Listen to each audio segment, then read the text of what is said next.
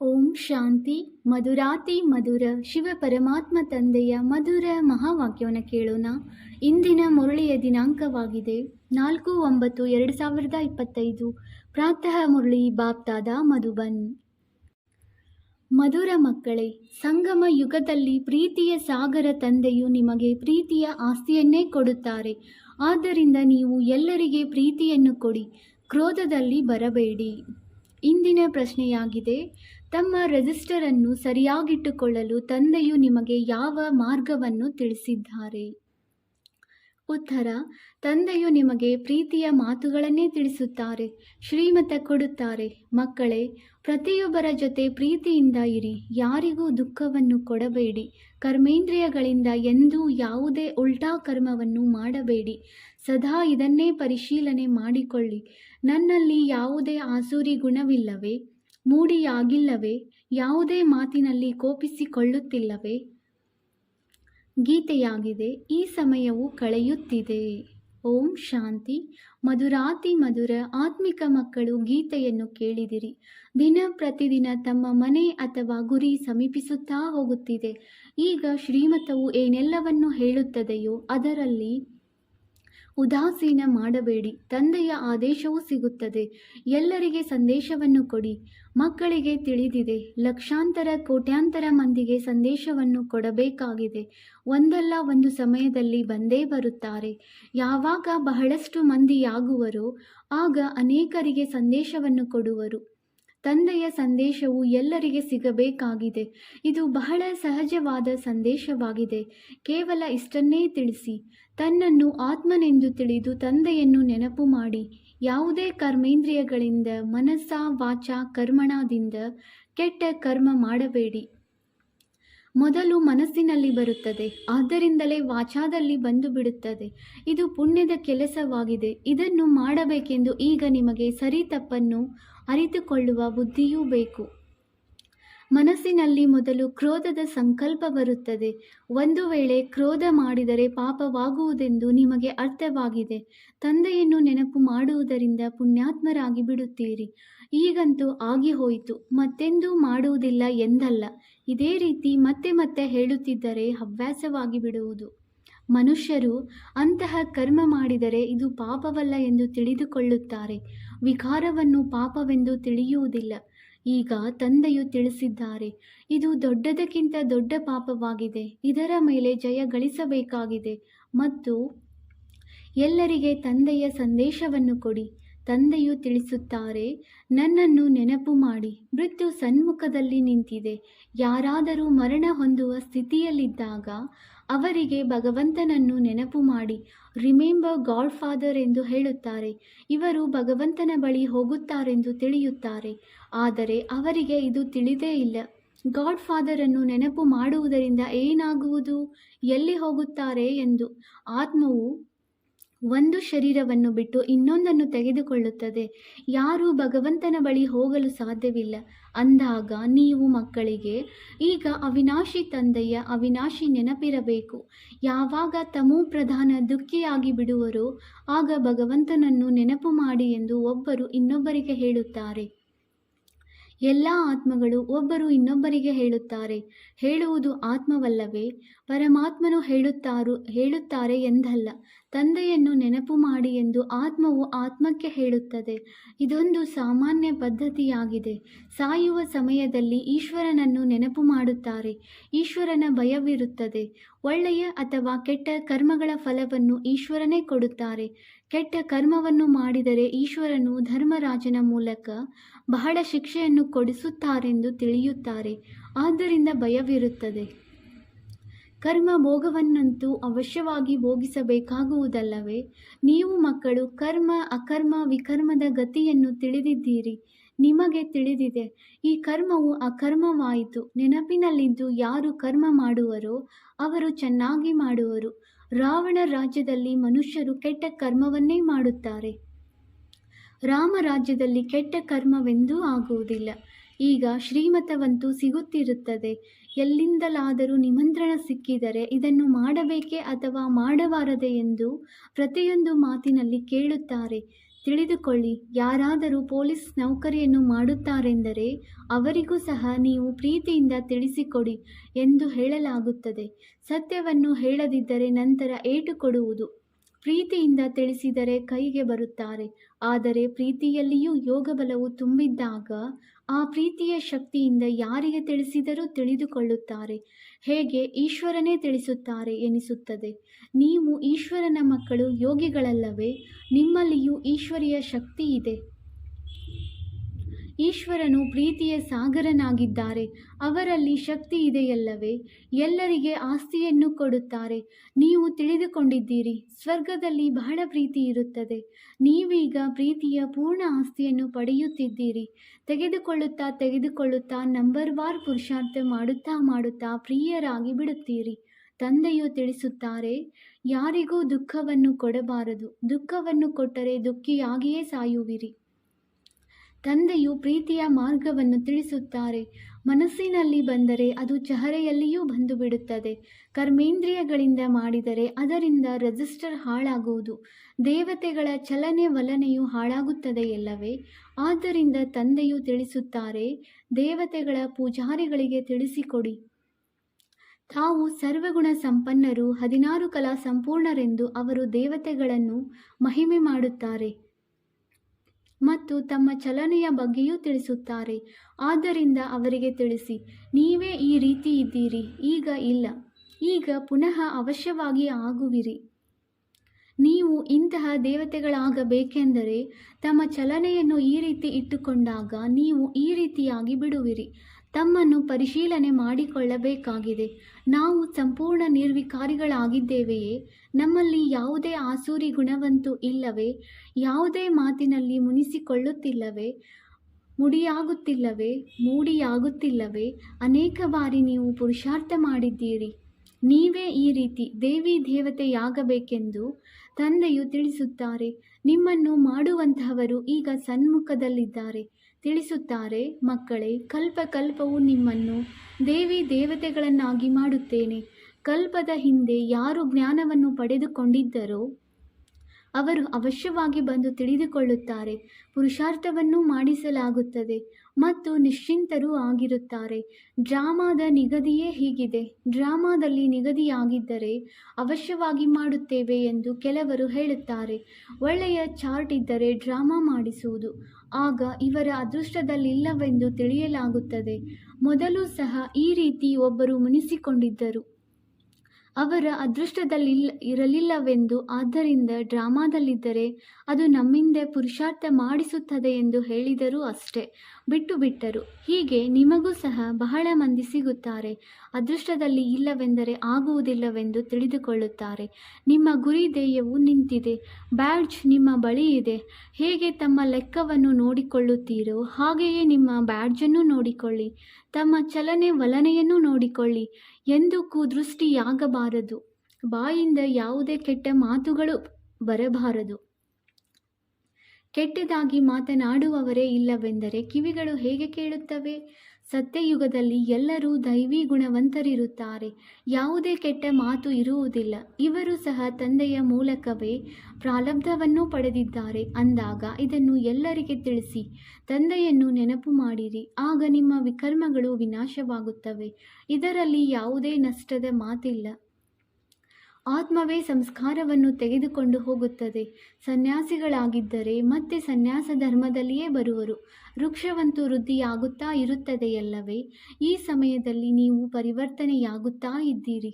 ಮನುಷ್ಯರೇ ದೇವತೆಗಳಾಗುತ್ತೀರಿ. ಎಲ್ಲರೂ ಒಟ್ಟಿಗೆ ಬಂದು ಬಿಡುವುದಿಲ್ಲ. ನಂಬರ್ ವಾರ್ ಆಗಿ ಬರುವಿರಿ. ನಾಟಕದಲ್ಲಿ ಯಾರಾದರೂ ಅವರ ಸಮಯಕ್ಕೆ ಮೊದಲೇ ಸ್ಟೇಜಿನಲ್ಲಿ ಬಂದು ಬಿಡುವುದಿಲ್ಲ. ಒಳಗೆ ಕುಳಿತಿರುತ್ತಾರೆ. ಯಾವಾಗ ಸಮಯವು ಬರುವುದು ಆಗ ಪಾತ್ರವನ್ನು ಅಭಿನಯಿಸಲು ಹೊರಗೆ ಸ್ಟೇಜಿನ ಮೇಲೆ ಬರುತ್ತಾರೆ. ಅದು ಹದ್ದಿನ ನಾಟಕ. ಇದು ಬೇಹದ್ದಿನ ನಾಟಕವಾಗಿದೆ.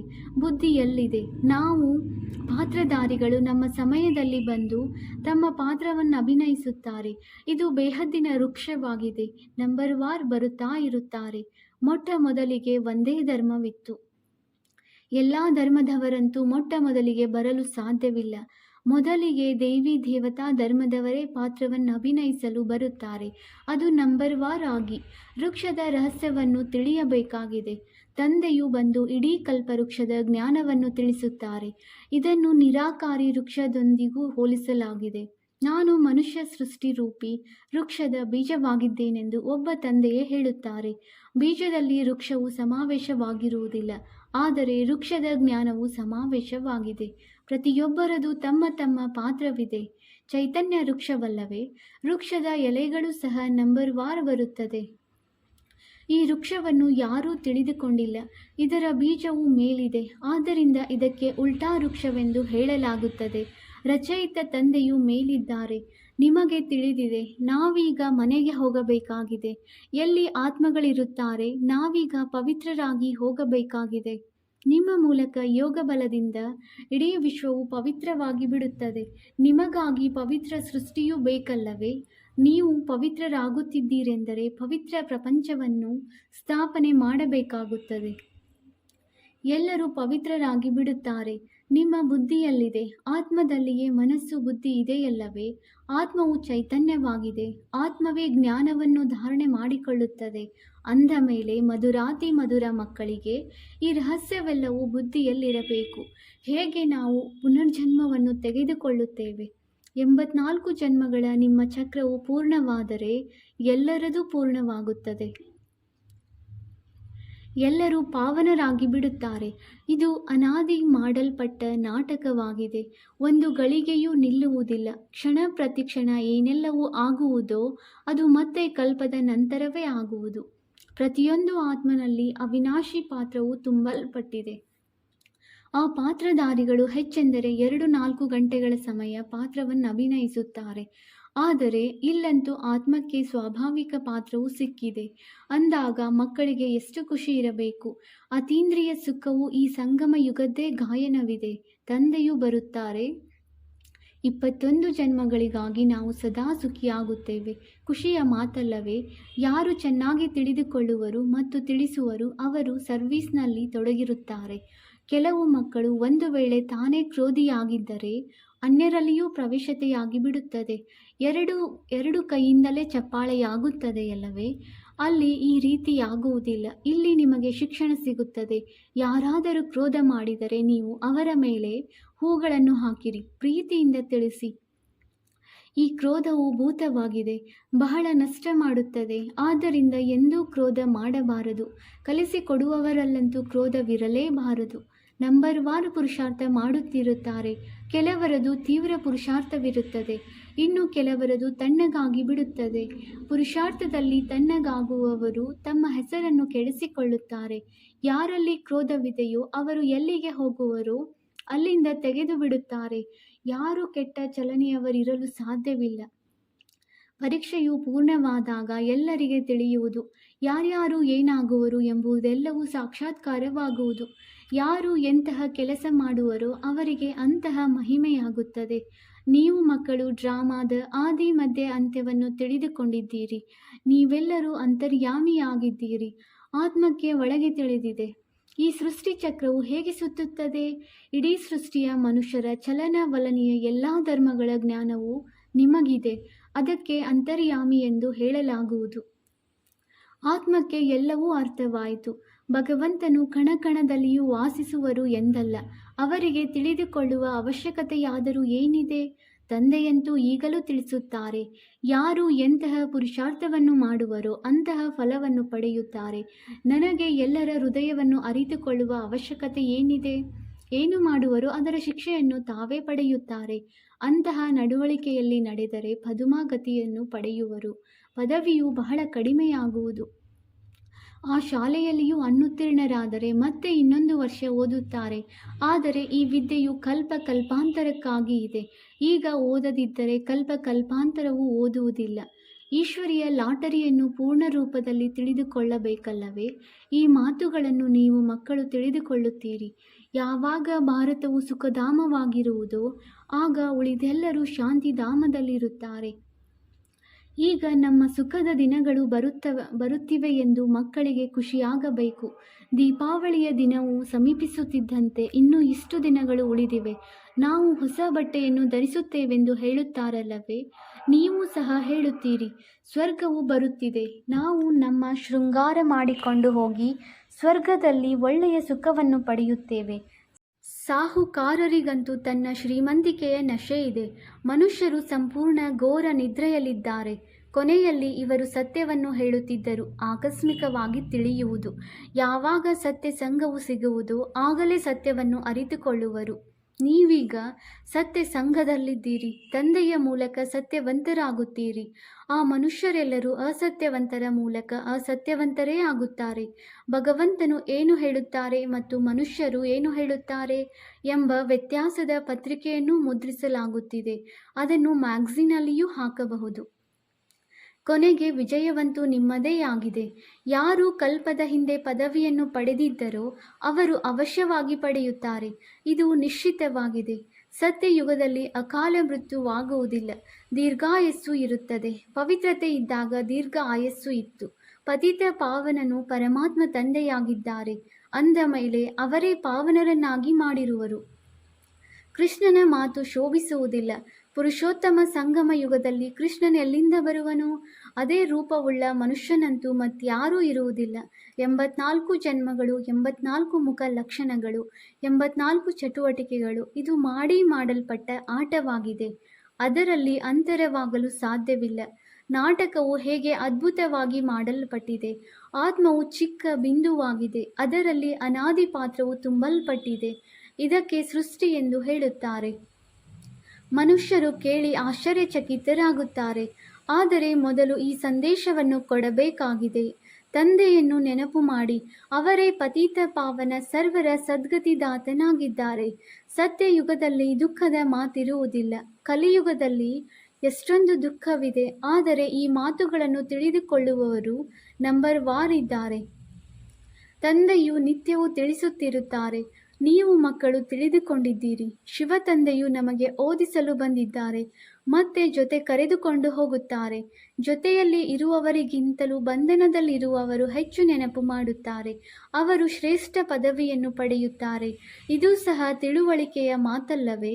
ಬಂಧನದಲ್ಲಿರುವವರ ತಂದೆಯ ನೆನಪಿನಲ್ಲಿ ಬಹಳ ಕಾತರಿಸುತ್ತಿರುತ್ತಾರೆ. ತಂದೆಯು ತಿಳಿಸುತ್ತಾರೆ, ಮಕ್ಕಳೇ, ನೆನಪಿನ ಯಾತ್ರೆಯಲ್ಲಿರಿ. ದೈವಿ ಗುಣಗಳನ್ನು ಧಾರಣೆ ಮಾಡಿ. ಆಗ ಬಂಧನಗಳು ಕಳೆಯುತ್ತವೆ. ಪಾಪದ ಗಡಿಗೆಯು ಸಮಾಪ್ತಿಯಾಗುವುದು. ಒಳ್ಳೆಯದು. ಮಧುರಾತಿ ಮಧುರ ಅಗಲಿ ಹೋಗಿ ಮರಳಿ ಸಿಕ್ಕಿರುವ ಮಕ್ಕಳ ಪ್ರತಿ ಮಾತಾಪಿತ ಬಾಪ್ದಾದಾರವರ ನೆನಪು, ಪ್ರೀತಿ ಹಾಗೂ ಸುಪ್ರಭಾತ. ಆತ್ಮಿಕ ಮಕ್ಕಳಿಗೆ ಆತ್ಮಿಕ ತಂದೆಯ ನಮಸ್ತೆ.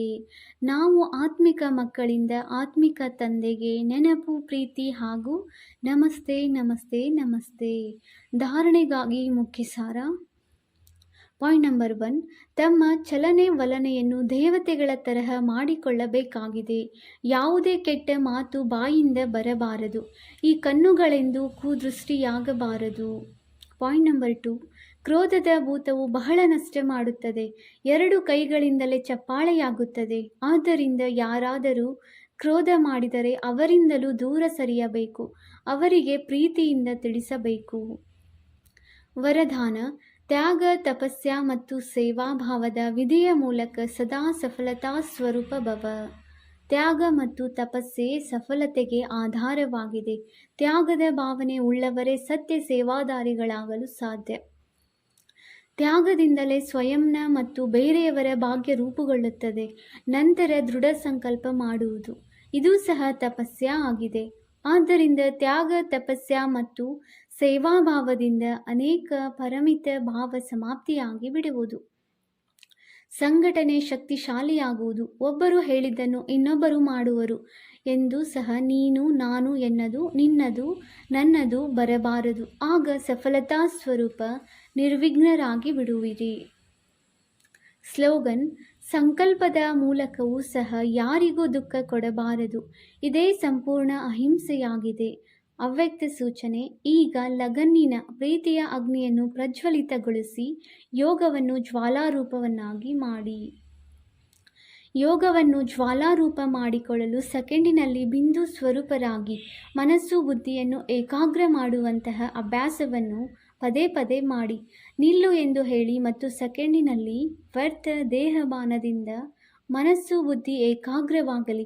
ಇಂತಹ ನಿಯಂತ್ರಣ ಶಕ್ತಿಯನ್ನು ಇಡೀ ದಿನ ಉಪಯೋಗಿಸಿ. ಶಕ್ತಿಶಾಲಿಯಾದ ಬ್ರೇಕ್ ಮುಖಾಂತರ ಮನಸ್ಸು ಬುದ್ಧಿಯನ್ನು ನಿಯಂತ್ರಣಗೊಳಿಸಿ. ಎಲ್ಲಿ ಮನಸ್ಸು ಬುದ್ಧಿಯನ್ನು ತೊಡಗಿಸಬೇಕು ಅಲ್ಲಿ ಸೆಕೆಂಡಿನಲ್ಲಿ ತೊಡಗಿ ಬಿಡಲಿ. ಓಂ ಶಾಂತಿ.